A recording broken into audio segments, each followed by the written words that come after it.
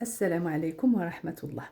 Si tu fais partie des gens qui arrivent à 30 ans, souvent, ou à 40 ans, surtout si tu fais partie de ces gens qui viennent, donc ça peut être des immigrés, donc si ça fait 10 ans, 15 ans que tu es arrivé en France, ou même, même si tu n'es pas immigré, tu es né et grandi ici, mais à un moment donné de ta vie, tu te sens que tu n'es pas à ta place, que limite ton identité est atteinte.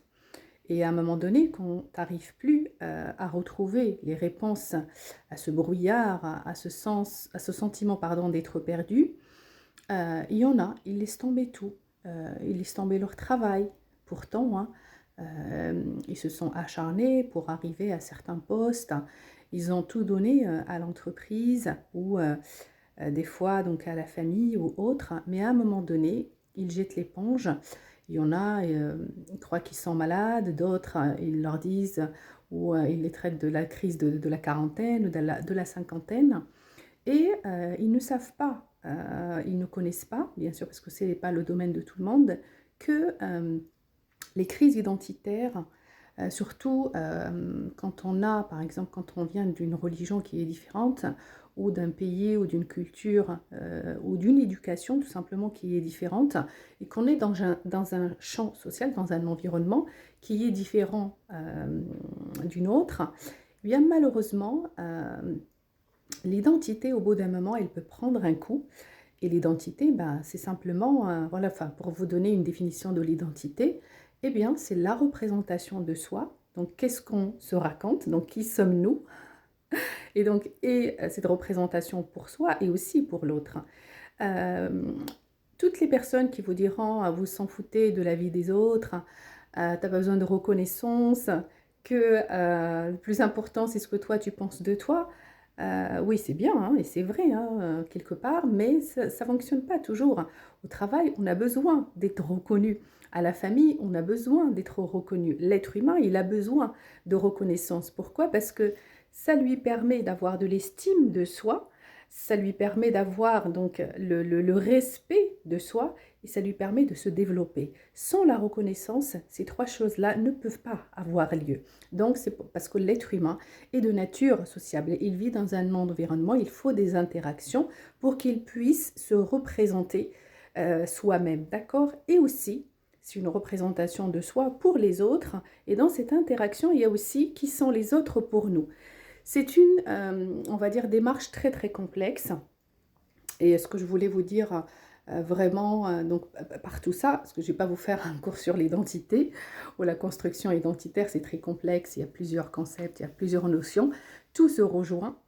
Mais juste pour vous dire, si jamais ça vous arrive de vous sentir comme ça, de vous sentir perdu à 30 ans, 40 ans ou 50 ans, eh bien, sachez que vous n'êtes pas malade, que vous n'êtes pas devenu fou, que c'est pas parce que vous n'avez plus de gratitude envers Allah, celui qui vous dira dis alhamdoulilah et continue, non, ça se passe pas comme ça. Il faut aller se poser la question d'où vient ce sentiment, quelles sont les choses qui ne te rendent pas satisfait de ta situation. Comment tu t'identifies? Donc, qui es-tu toi-même, comme on dit?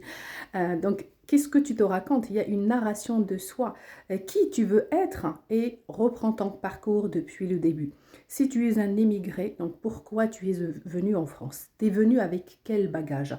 Qu'est-ce que tu construis? Est-ce qu'il y a une permanence? Est-ce qu'il y a une continuité? Ou à chaque fois il y a des crises? Si à chaque fois il y a des crises, il y a des ruptures, eh bien c'est tout à fait normal qu'au bout d'un moment tu sois fatigué, que tu laisses tout tomber et que tu repars à nouveau sur un truc qui n'a rien à voir avec tes aspirations ou avec, donc avec ta culture ou avec ce que tu as construit, d'accord? Donc ce capital. Il faut vraiment qu'il y ait une continuité et une harmonie, d'accord?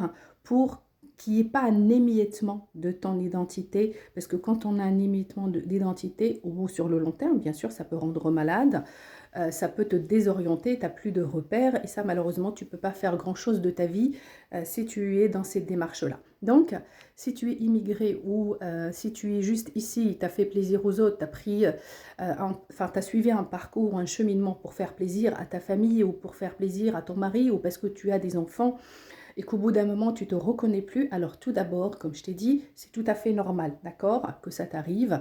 Bien sûr, hein, il ne faut pas qu'il y ait une grosse dépression ou un gros burn-out. Pour ça, donc, il faudrait consulter un professionnel. Parce que quand il y a un gros chamboulement dans les énergies comme ça, la personne, elle peut se faire du mal à elle-même ou se faire du mal aux autres, ou carrément, hein, quand il y a trop d'énergie et que cette énergie n'est pas distribuée, n'est pas régulée, eh bien, elle peut attaquer tes propres organes et te causer des problèmes beaucoup plus graves. Donc, s'il n'y a pas des problèmes de ce sort et que tu as consulté un médecin qui te dit tout va bien, c'est simplement des remises en question ou la crise de la quarantaine.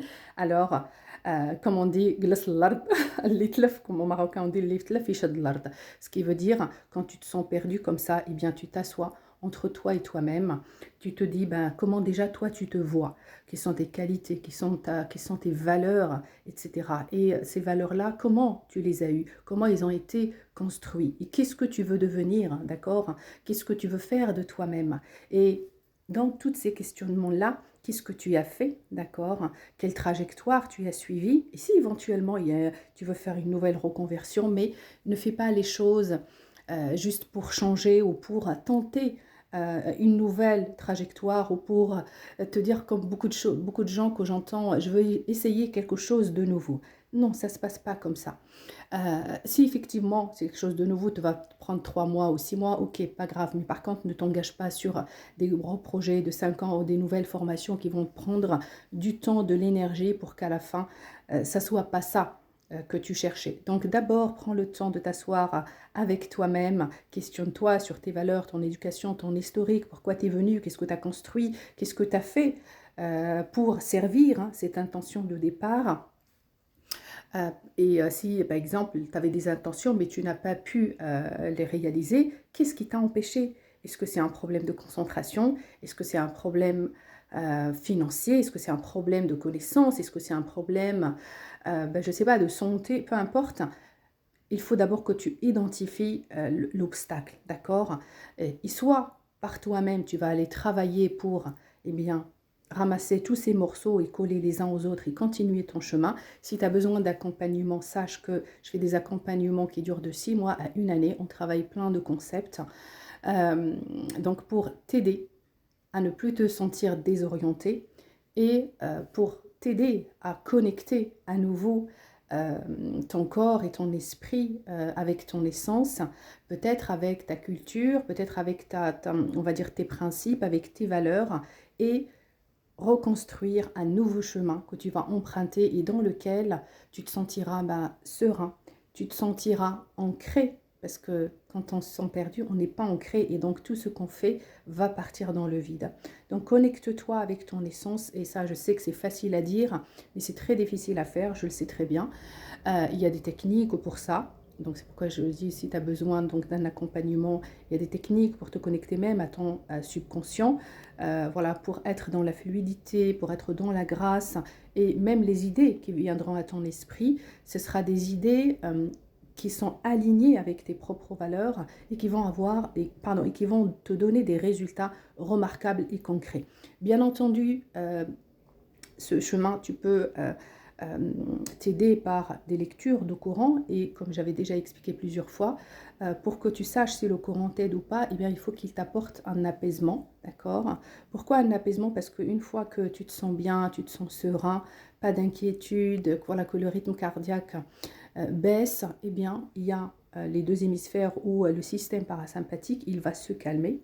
Et avec la concentration, avec les techniques de visualisation que j'apprends, eh bien après, tu vas aller choper ces idées, aligner ces idées qu'il y a dans ton subconscient et qui vont être des idées créatives qui ne te demandent pas d'être une autre personne ou de s'acharner pour réaliser quelque chose. Bien entendu, je ne dis pas qu'il n'y aura pas de travail ici. Donc, mes programmes, c'est des semaines de travail, mais c'est des semaines de travail organisées, des semaines de travail qui vont te donner du sens. Chaque fois, tu vas te sentir meilleur.